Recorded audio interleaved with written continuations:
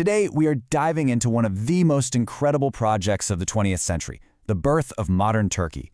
And we're going to do it by getting inside the mind of its founder, Mustafa Kemal Atatürk, by looking at the very books he didn't just own, he absolutely devoured. I mean, think about it. It's a huge question, right? Where do you even start? Do you look backward? Or do you import a whole new set of ideas to build something the world has never seen before? Well, for Ataturk, the answer started with a pen in one hand and a book in the other.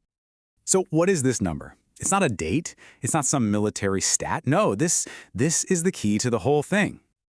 That is the number of books from his personal library that were cataloged in this massive project. We're talking every single one he read, underlined, and scribbled notes in.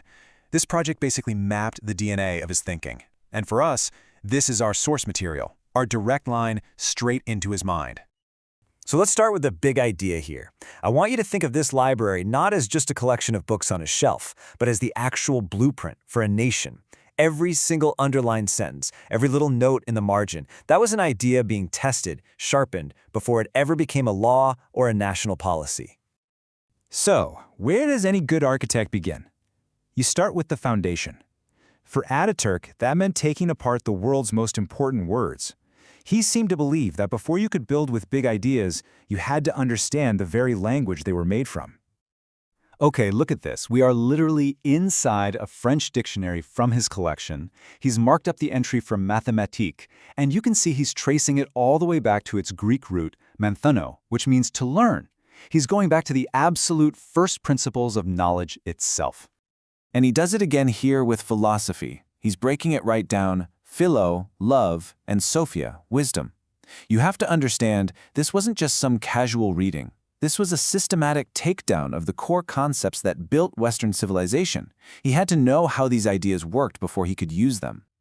And this is where it gets really political. Look, he's examining the word monarchy. He's not just defining it. He is dissecting its entire power structure right there in the etymology. Government, or arche, by a single person, monos. He is literally analyzing the very system he was about to overthrow, one word at a time. And just so you know how this stuff works, the research pairs the original French text that he was reading with a modern Turkish translation. So this side-by-side view lets us see, word for word, exactly what he was looking at. Pretty cool, huh? Okay, so from the foundation of language, Ataturk starts to build his framework. And that framework?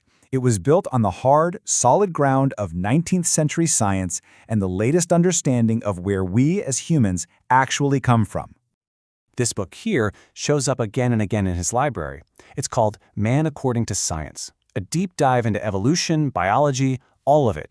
And you can see his signature right there at the top. He wasn't just reading this, he was absorbing it, making it his own. You know, by reading these books, he was embracing some truly revolutionary ideas. The idea that humanity wasn't the center of some divinely created universe, but was actually part of the natural world, a world governed by scientific laws. For that time and place, this was a profoundly radical way to think. And right here, you can see him studying an illustration of the Neanderthal skull. He's reading about actual paleontological evidence, a human story stretching back tens of thousands of years. He was deliberately grounding his new nation's story in science and deep time, not in old myths. And get this, he did not shy away from the really controversial stuff.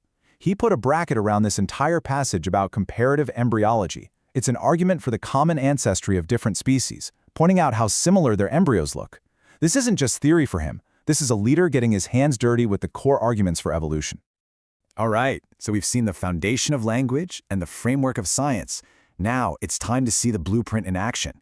How did all this private reading, all these underlined passages, become public policies that would go on to shape a nation of millions? First up, one of his most radical and, controversial reforms. He moved to replace the old religious-based schools with a modern secular education system. What was the goal? To create citizens for a scientific modern republic. And here it is, the source code for that reform, lifted straight from the pages of Man According to Science. He heavily underlined the word science in this exact sentence. You see, this isn't just influence. It's a direct pipeline from a line in a book to the law of the land. Incredible. Okay, next, another absolute cornerstone of the new republic, the radical expansion of women's rights, including the right to vote and equality under the law. So where did this idea, which was so far ahead of its time for the region, even come from? And once again, the answer is sitting right there on his bookshelf.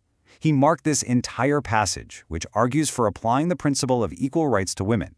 He read the justification, and then he went out and made it a political reality. He fundamentally changed Turkish society.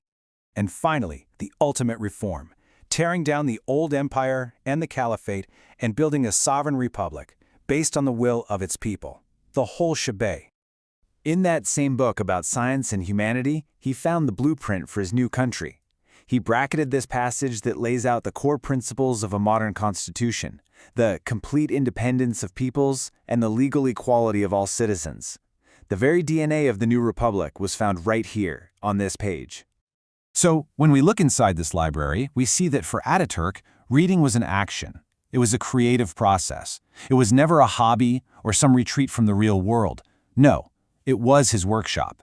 It was the place where he gathered his tools and forged the ideas he needed to literally build a country from the ground up. You know, it leaves you with a really big question. If a leader's public speeches tell us what they want us to believe, maybe their private library tells us what they actually believe. What would we find if we could look at the bookshelves of today's leaders? What kind of blueprints are being drawn up right now in the margins of their books? It's something to think about. Thanks for